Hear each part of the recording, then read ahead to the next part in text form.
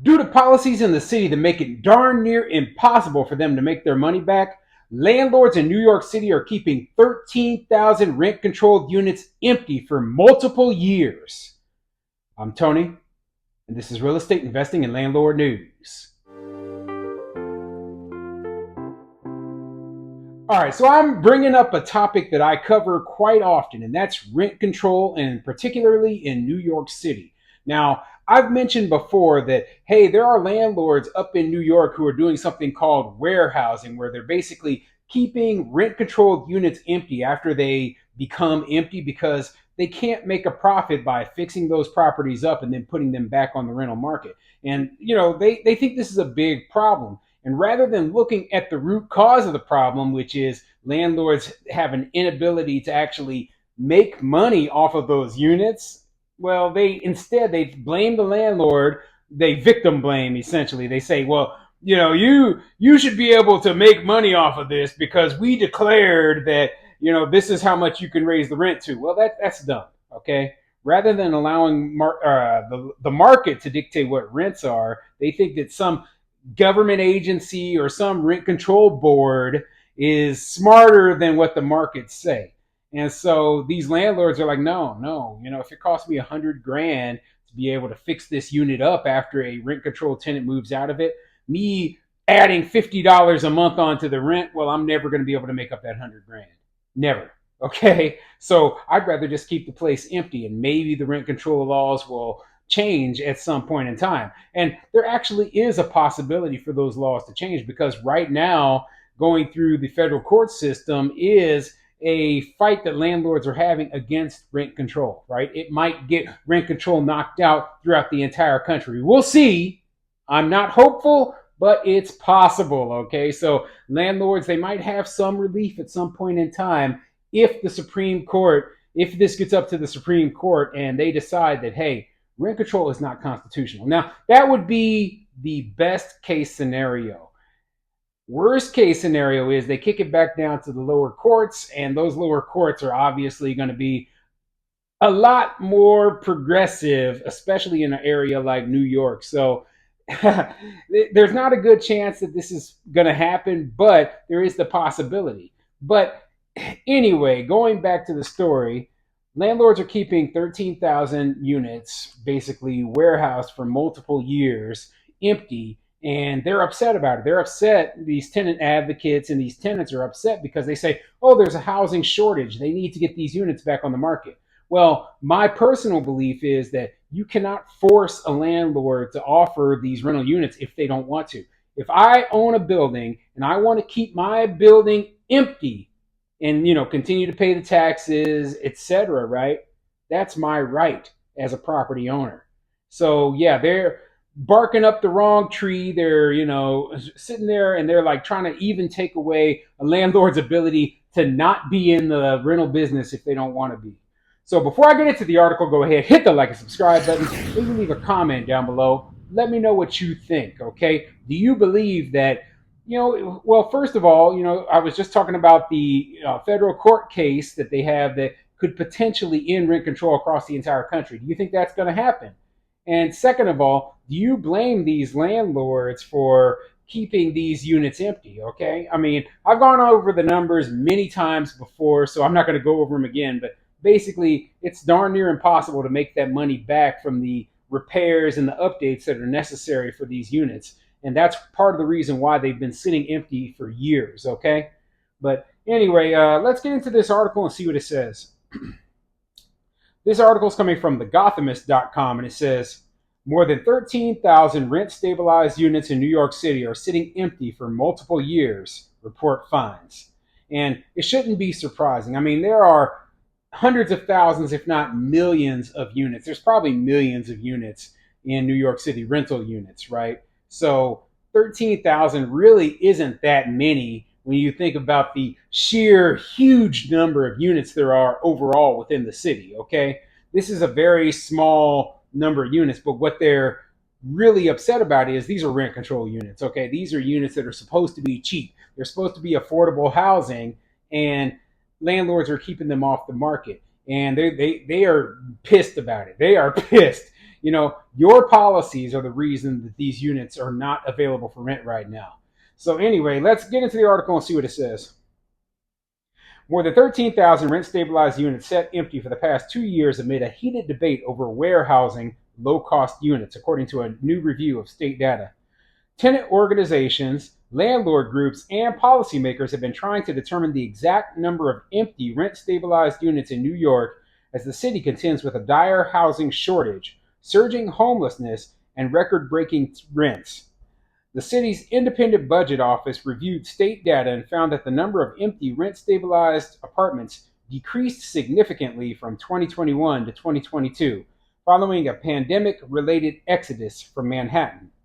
So yeah, the number of empty units has actually decreased. And part of that is that the rent, or not the rent, but the eviction moratorium within the city ended. And that's a good thing, okay? If if the eviction moratorium had not ended, I'm sure that a lot more of these units would still be warehoused, okay? Landlords would just be sitting on them waiting until the eviction moratorium was over, okay? But fortunately, they ended another dumb policy that was really hurting landlords, and then landlords, actually returned some of the units to the market.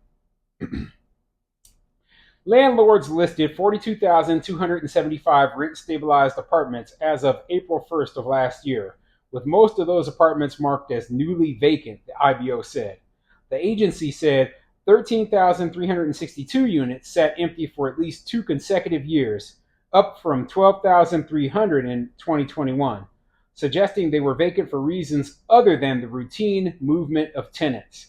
So, yeah, overall, rent stabilized units that were vacant were 42,000, right? But only 13,000 of those were vacant for more than, a couple of years, right? So basically, even though rent control is a bad policy, landlords still want to get the majority of rent control units rented out again, right? So 30,000 of those units, they just got back on the market. They probably were just dealing with turnover at the time, but these 13,000 units in particular have been vacant for a long period of time. And my thought is that, hey, they might have serious code violations that cannot be repaired without spending a ton of money, right?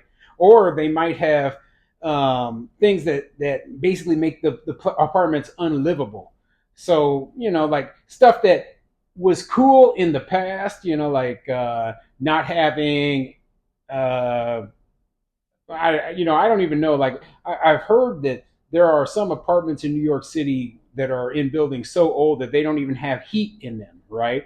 And so if you're in one of those apartments without heat and you've just been in there for the last 40 years, well, you kind of get grandfathered in, right? But then you pass away, the apartment becomes empty, right? And then they're like, well, we have to put a modern heating system into this unit. And just to run the ducting and all the stuff necessary to get modern heating in there might cost you tens of thousands of dollars.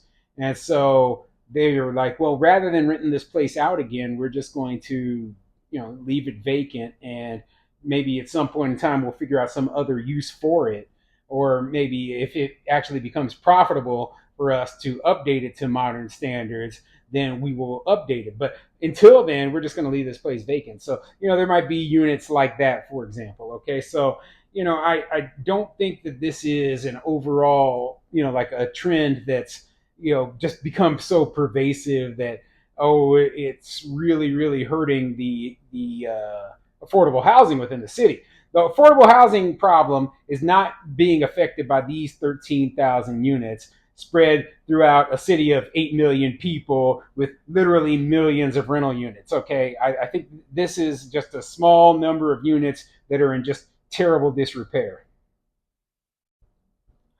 There's going to be vacant apartments, but what we wanted to answer in this project is, are these part of natural turnover, or are these apartments that are sitting vacant over multiple years, said IBO Assistant Director Sarah Stefanski, who analyzed the data. Stefanski said the limits of the data tracked by the state makes it impossible to know how many apartments are being deliberately held offline or warehoused, because landlords are not required to say exactly why a unit is empty. But she said looking at specific units marked vacant for consecutive years offers a clue.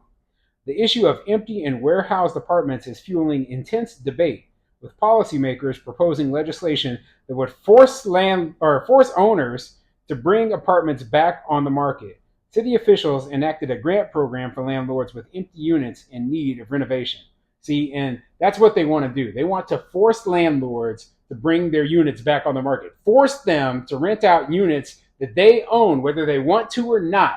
That's ridiculous, okay? You, as a property owner, do not have to operate a business in the way that the city dictates, in my opinion, okay? If the city's like, no, you have to rent your unit out. Well, why do I have to? You know? Why should I have to rent my unit out? I don't want to. I want it to sit empty. Maybe I want to store old phone books in there. You know, whatever you want, it's your property, you're paying the bills, but the city's saying you have to do what they say. See, this is what I mean when I talk about socialism, right? The government wants control of everything. They want to control how much you charge for rents, who lives in your place, whether you are, renting your units or not. They want to control everything. And I am 100% opposed to that. That's why I'm so against, just so much government regulation. It's ridiculous, okay? And I just can't stand it. It angers me so much. But I'll put a link to this article in the description, and you can check out the rest of it. But just keep in mind that they want total control over the rental market and how landlords operate within the city.